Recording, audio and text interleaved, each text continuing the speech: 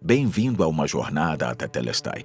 Hoje é o 13º episódio nessa jornada e um dos mais importantes, porque nós aprendemos a razão pela qual precisamos conhecer aquele que disse Tetelestai. Nós já aprendemos sobre a grandeza e a bondade do Deus que nos criou, mas a pergunta é: o que Ele espera de nós? E como vivemos da forma que Ele espera que vivamos? Nesse episódio, vamos ver como Deus deu mandamento ao povo de Israel e como eles deveriam viver. E esses mandamentos são muito importantes para você e para mim. Então agora vamos aprender quais são os mandamentos que Deus deu.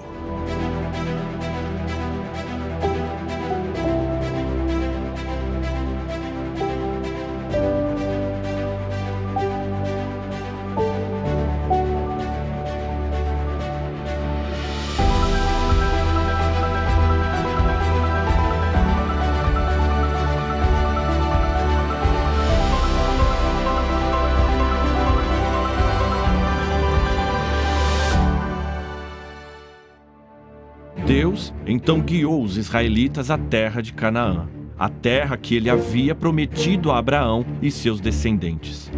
Enquanto os israelitas viajavam pelo deserto, Deus milagrosamente os guiou e proveu. Diariamente Deus dava a eles o maná, um pão do céu. Também providenciou água para eles, fazendo um rio fluir de uma rocha. Depois de 3 meses de viagem, eles finalmente chegaram ao Monte Sinai. Esse era o mesmo lugar onde Deus tinha aparecido a Moisés, poucos meses antes. Naquele dia, Deus prometeu a Moisés que ele tiraria seu povo do Egito e os traria para aquela mesma montanha. Agora, Deus havia cumprido sua promessa, e eles estavam prestes a se encontrar com Deus. Lá, no Monte Sinai, Deus estava prestes a fazer uma aliança com os israelitas. Essa aliança seria um acordo entre Deus e a humanidade. À medida que Deus explicava os termos dessa aliança, receberam as leis perfeitas de Deus. Essas leis revelariam mais do caráter de Deus para eles, expondo os perfeitos padrões de Deus sobre o certo e errado. A essência destas leis é conhecida como os 10 Mandamentos. Foram gravadas em 2 tábuas de pedra, pelos próprios dedos de Deus.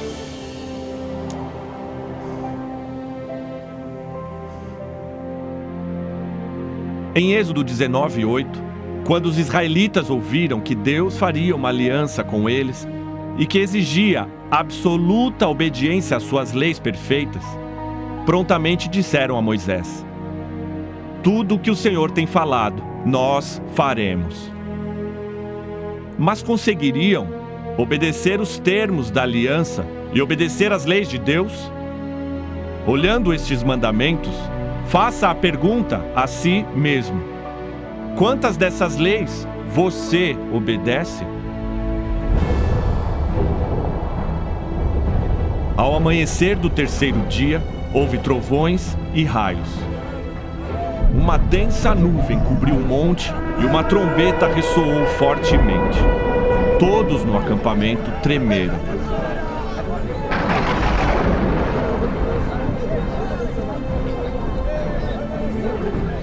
Então Moisés conduziu o povo para fora do acampamento para encontrar-se com Deus.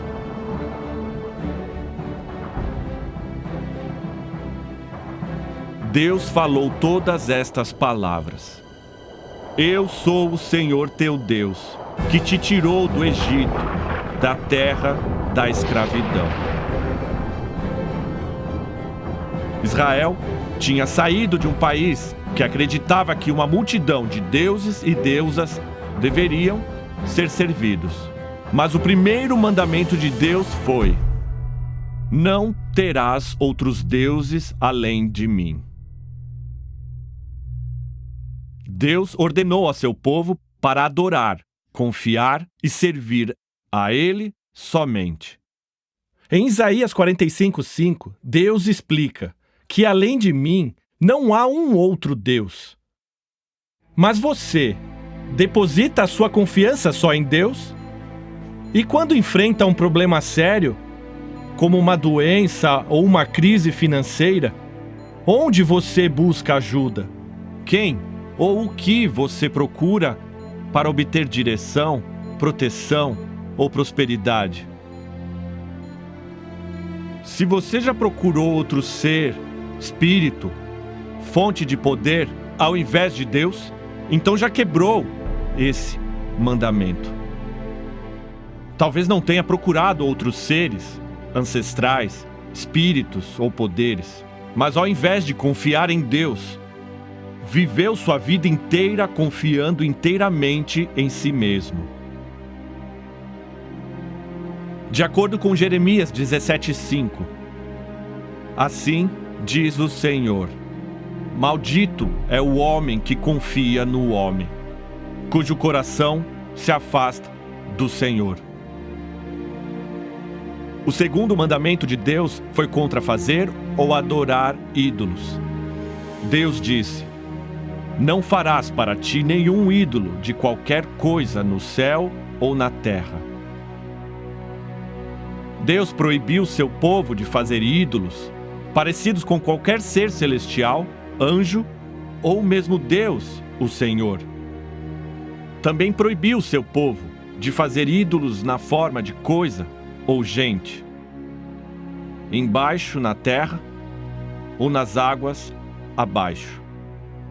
Deus lhes ordenou a não fazerem ídolos de qualquer coisa da terra. Isso inclui os animais, vegetação e pessoas, estando vivas ou mortas. E Deus ainda disse: não te prostrarás diante deles, nem lhes prestarás culto.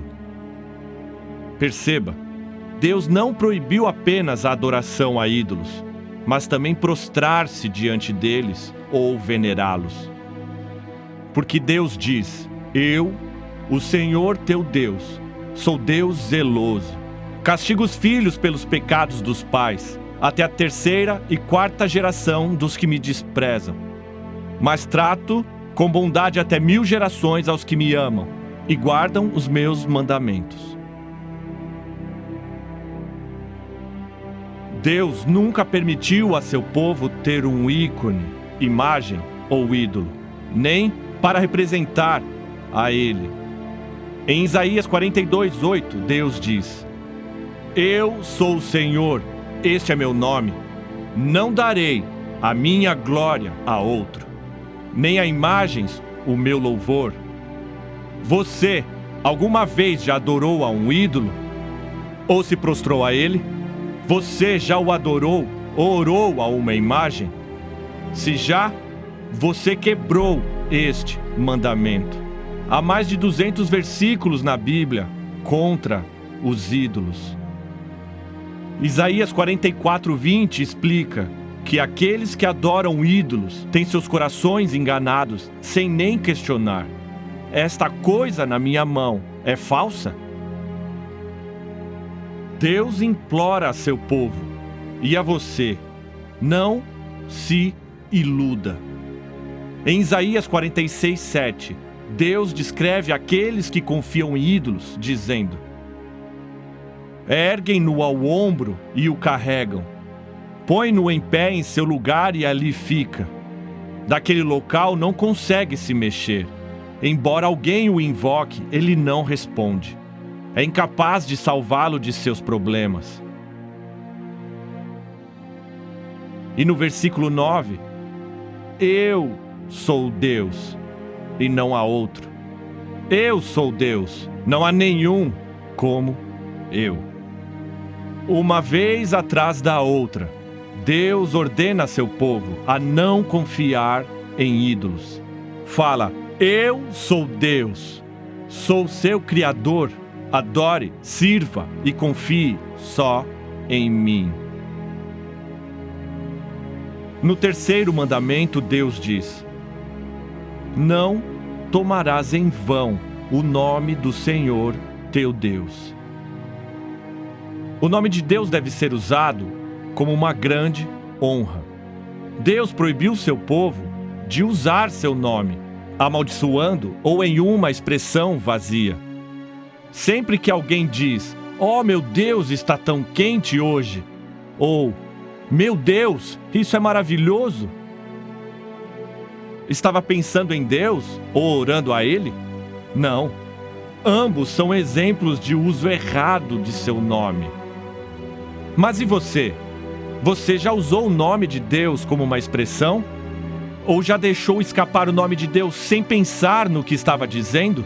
Se já, você quebrou este mandamento. Êxodo 20, versículo 7 nos diz: "Pois o Senhor não deixará impune quem tomar o seu nome em vão." O quarto mandamento diz: "Lembra-te do dia de sábado para santificá-lo." Deus ordenou a seu povo que não trabalhe no sétimo dia da semana. Em vez disso, dedique esse dia a Ele.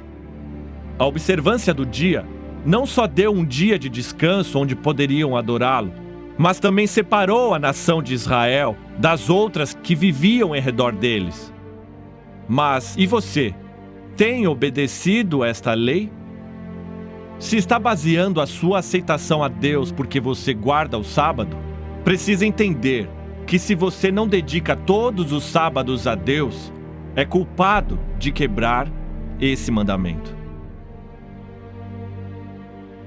No quinto mandamento, Deus diz: "Honra teu pai e tua mãe." Deus não só nos ordena obedecê-los, mas também diz: honre-os. Honra vai além da aparência e trata do coração. O oposto de honra incluiria desobedecer, retrucar, discutir ou ser desrespeitoso. Sobre você, já fez algumas dessas coisas com seus pais? Se já, então você quebrou este mandamento. O sexto mandamento diz: não matarás.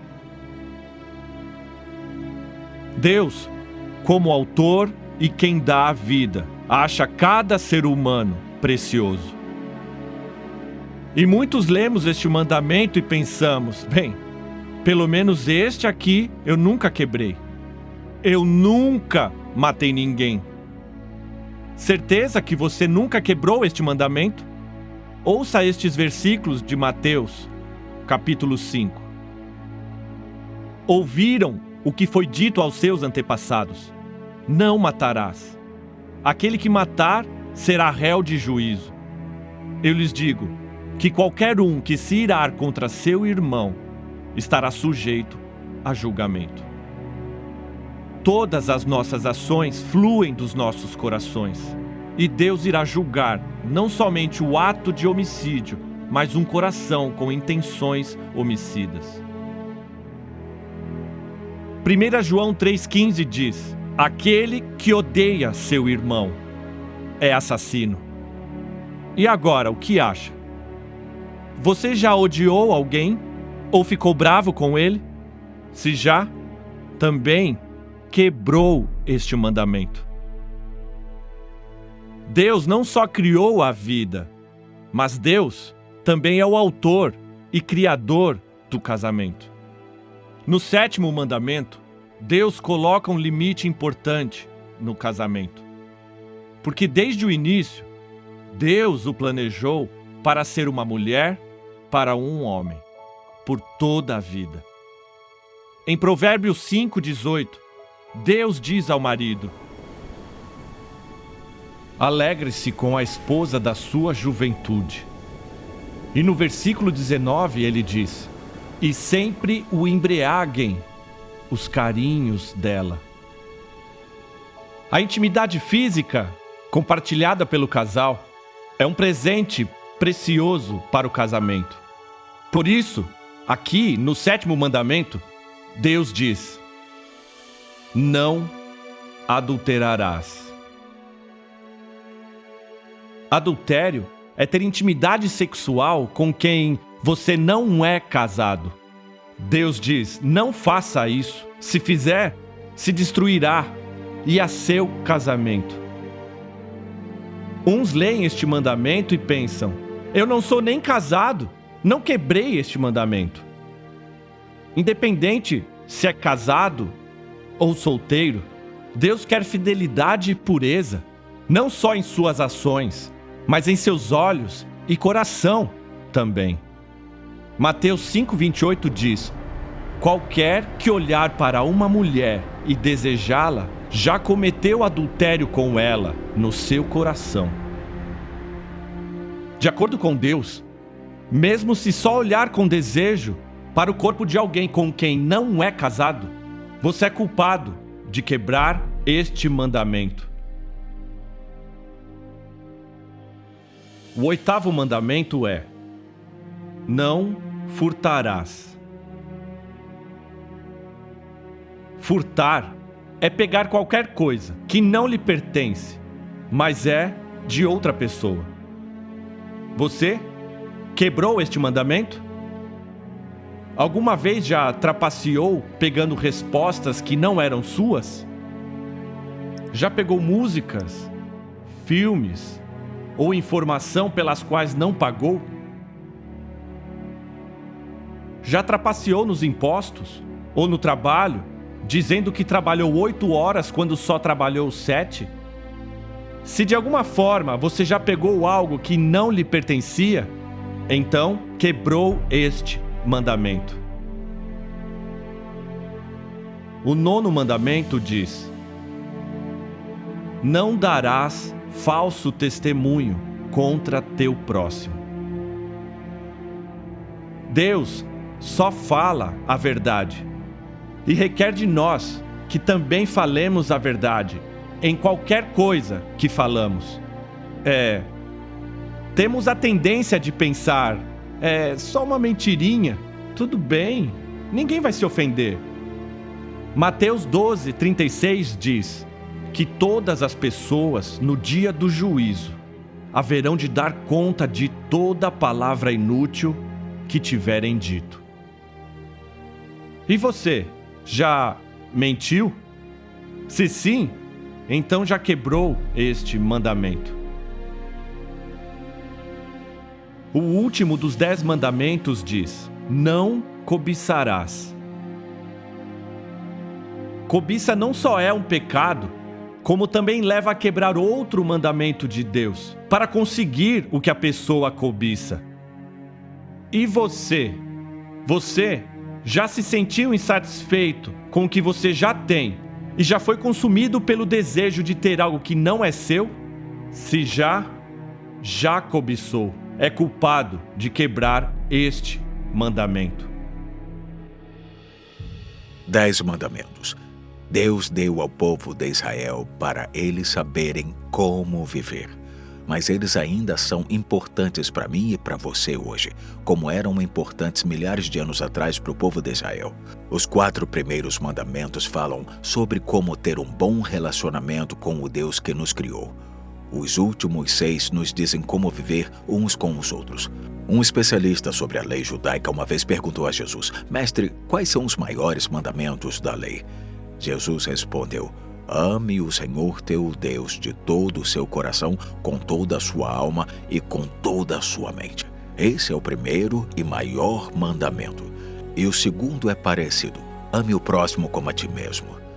Toda a lei e os profetas se baseiam nesses 2 mandamentos. Uau! Que maneira de viver! Pense bem nisso. Se nós vivêssemos baseados nesses mandamentos, não haveria choro, não haveria assassinato, não haveria divórcio, não haveriam guerras. O mundo seria um lugar tão maravilhoso. Mas eu e você sabemos que essa não é a realidade. A verdade é que nós temos guerras, nós temos assassinatos, nós temos roubo, nós temos adultério.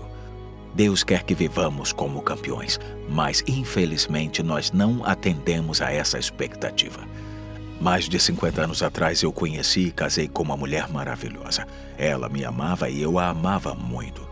Depois de 15 anos de casamento, começamos a ter alguns problemas. Se você tivesse me perguntado, Sammy, o seu casamento é bom? Eu teria respondido, sim, eu tenho um bom casamento. E era verdade, comparado com outros casamentos. Mas, para ser sincero, não é tão fácil ter um bom casamento hoje, se compararmos com os outros. E esse é o problema com muitos de nós. Nós pensamos que somos campeões porque nos comparamos com outras pessoas. Nós pensamos, eu sou uma boa pessoa comparado com aquela pessoa ou aquela pessoa. Sempre dá para encontrar alguém que está um pouco melhor que o outro.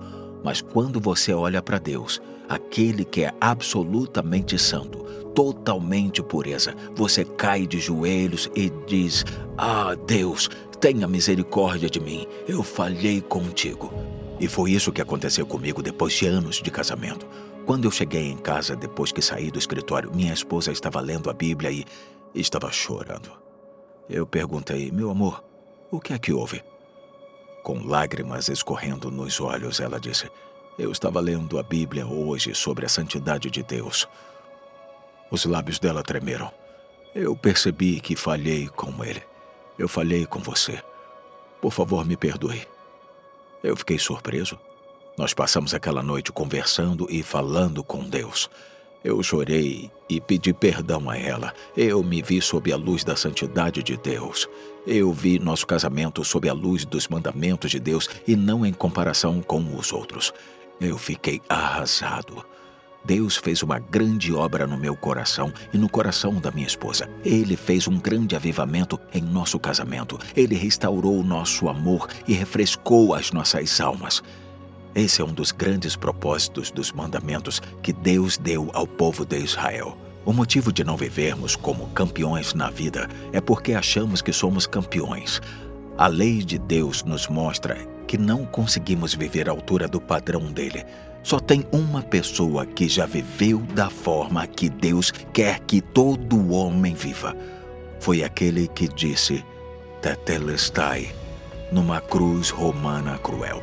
Ele viveu como ninguém jamais viveu. Ele amou como ninguém jamais amou. Ele cumpriu todos os mandamentos. A forma de ser campeão na vida é aceitando o grande e verdadeiro campeão. Se ajoelhe e adore o único santo. Levante e siga o homem puro. Aceite o único homem que obedeceu toda a lei. E você vai viver uma vida abundante.